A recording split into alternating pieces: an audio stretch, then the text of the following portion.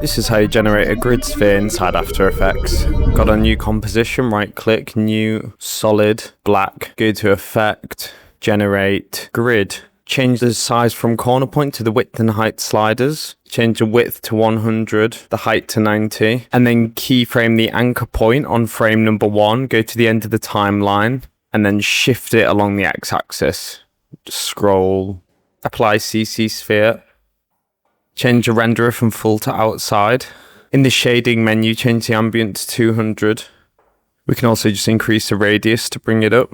And if we go down on the rotation menu, we can just rotate it on all the axes till we get something that we like. I like it a bit slanted and off-center. It looks quite cinematic.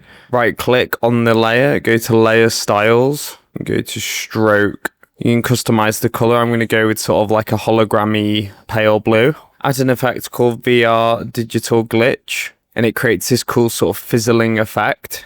And if you want to turn it down a bit, you can just decrease the master amplitude, but I generally find the default values kind of work. Then finally, let's add a posterize time and change the frame rate to 12, and it just creates a bit more of this sort of retro Blade Runner look. And if we actually option click the distortion evolution on the VR digital glitch, we can just type in time asterisk 50. And voila, there we have it, a distorted grid sphere. If you found this tutorial helpful, then subscribe to Astrella for daily After Effects.